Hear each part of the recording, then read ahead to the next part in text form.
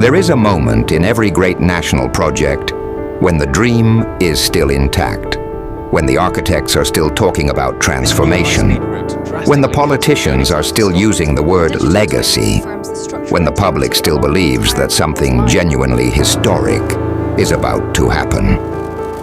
For Britain's most ambitious rail project in a generation, that moment lasted a little longer than it should have. And the further it recedes into the past, the more expensive the gap between what was promised and what actually exists becomes. Not just in money, in trust, in time, in the slow, grinding embarrassment of watching a country struggle to build something it told itself it desperately needed. This is the story of HS2, High Speed 2, the railway that was going to change Britain, the railway that has, instead, it become a symbol of everything that can go wrong when political ambition outpaces institutional competence, when cost estimates become works of optimistic fiction, and when the gap between a press release and a shovel in the ground turns out to be not months, but decades. I'm standing at what used to be a quiet stretch of the Chiltern Hills, and what is now one of the most contested pieces of land in Britain. Behind me, the earth has been cleared, fencing stretches as far as I can see, and this is the edge of the HS2 construction zone. An enormous construction machinery sits in a landscape that locals have been fighting over for years. The scale here is hard to describe from a screen. You have to be on the ground to understand that this isn't just a building site. This is a wound in the countryside that people were told would be worth it. Whether they still believe that is a very different question. To understand why HS2 has become so controversial, you have to understand what it was supposed to be. Not just a faster train, something far more ambitious than that. The pitch, when it came in the early 2000s and gathered real momentum under the Labour government before being adopted with even greater enthusiasm by the Conservative Liberal Democrat coalition in 2010, was essentially this. Britain's rail network was creaking. The West Coast Main Line, the country's most important intercity corridor connecting London to Birmingham, Manchester and beyond, it was running out of capacity. You couldn't just bolt on more trains.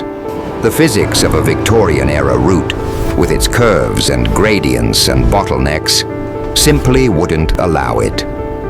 Something new had to be built. Something that could move people at up to 360 kilometers an hour, freeing up space on existing lines for local and freight services, and pulling the country's great northern cities closer to the capital in a way that might, just might, begin to address the deep economic imbalance between London and everywhere else. What's striking when you're actually here in Birmingham, standing near the Curzon Street station site, is the sheer ambiguity of everything you're looking at. There's construction, there's progress of a kind.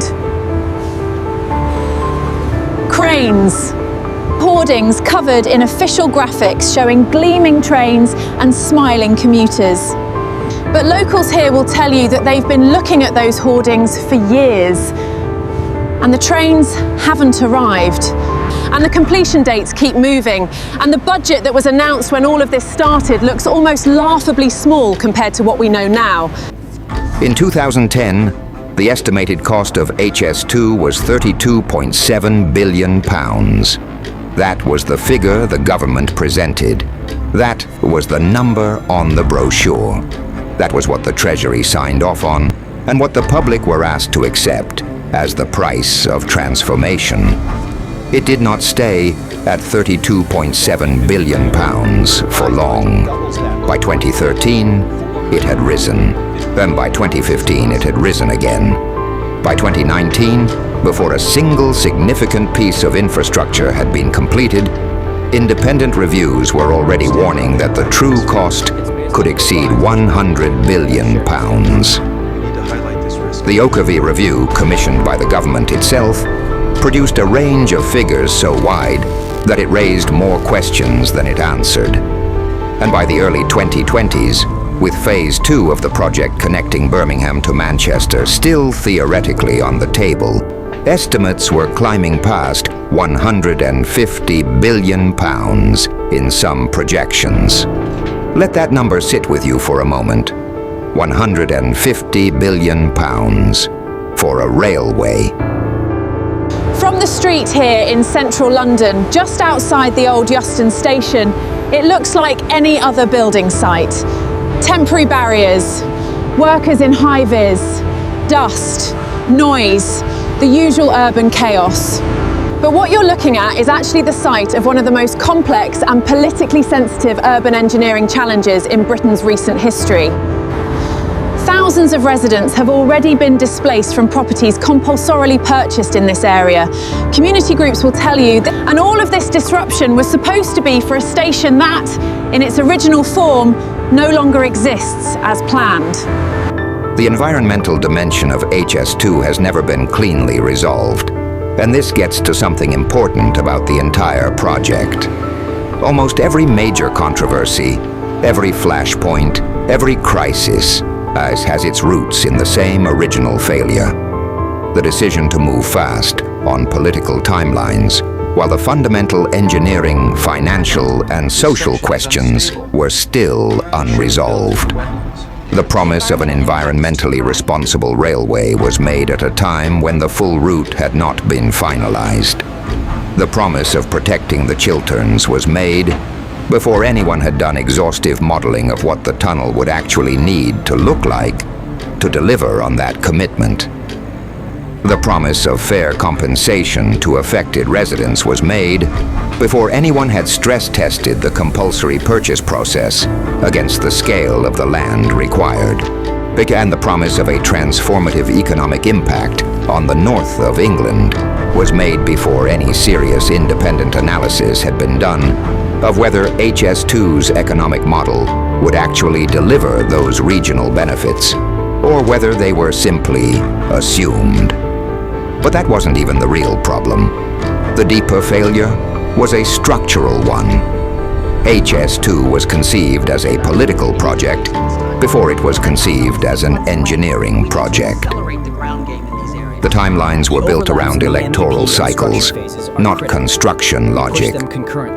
The cost estimates were built around what ministers needed the project to cost to get it approved, not around what experienced infrastructure professionals believed it would actually cost.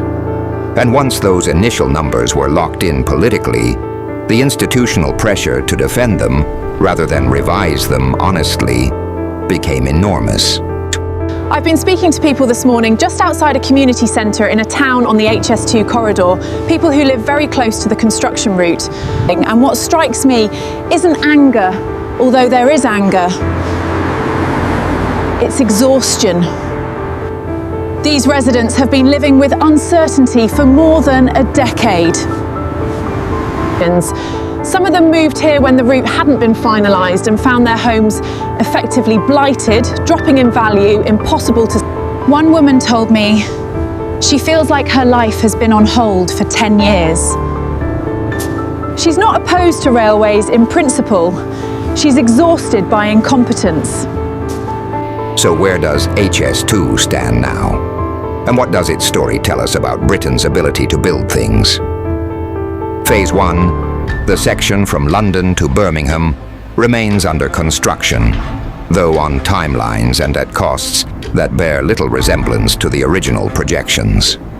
The latest estimates suggest that this section alone, just London to Birmingham, could cost somewhere between 45 and 54 billion pounds when complete, against an original total project budget of 32.7 billion pounds.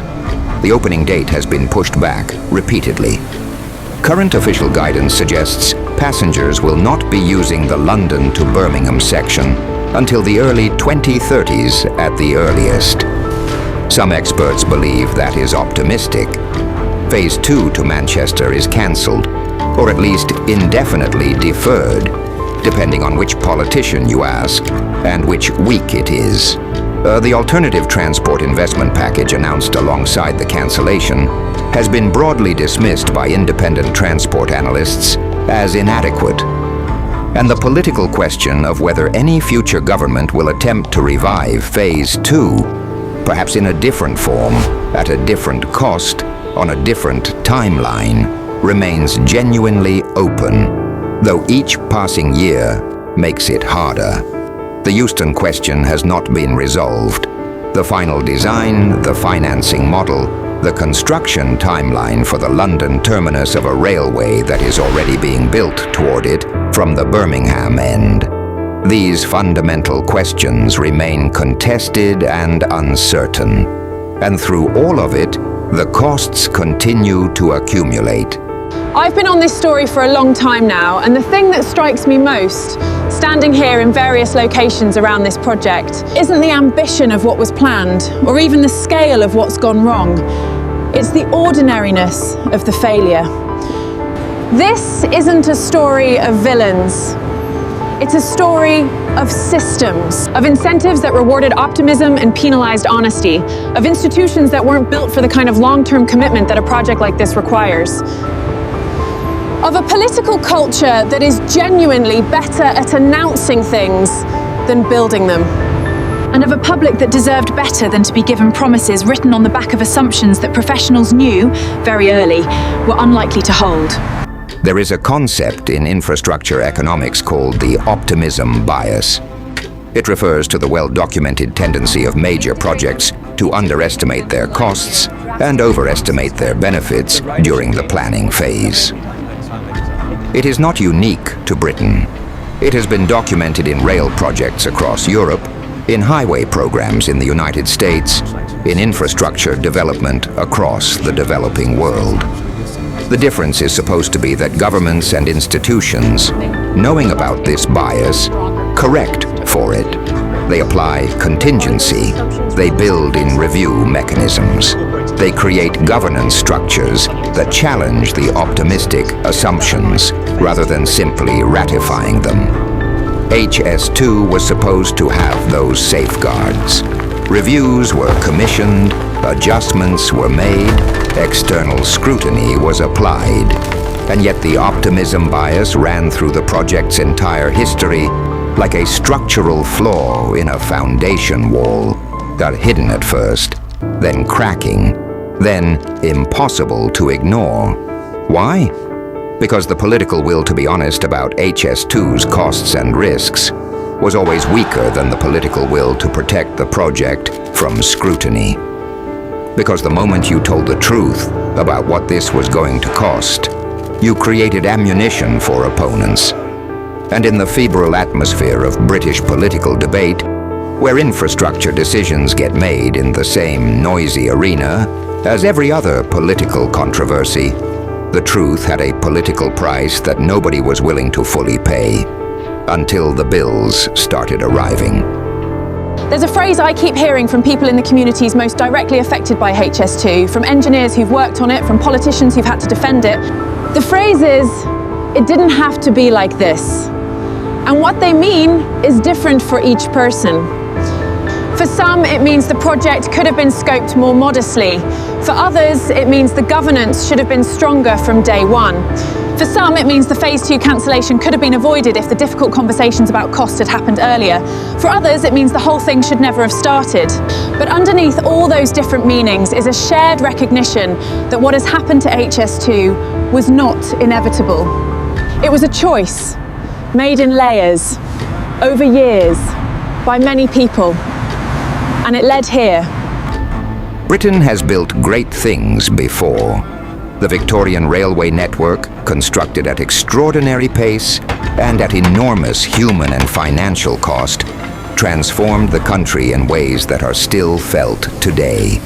The Channel Tunnel, deeply controversial, over budget, is late, and the subject of persistent financial difficulties, is nonetheless one of the most important pieces of infrastructure connecting Britain to the rest of the world. Infrastructure on this scale is never easy. It is never cheap. It is rarely delivered on the original timeline. But HS2 represents something different in the modern British infrastructure story. It represents the point at which the gap between political ambition and institutional capacity became too wide to bridge quietly. It represents a failure not just of project management or cost control, but of the basic systems by which a democracy decides to build things, commits to building them, and then holds itself accountable for doing so honestly. The project is not finished. The story is not over. Trains will eventually run on some version of this railway. People will travel faster between some of the cities that were promised connectivity.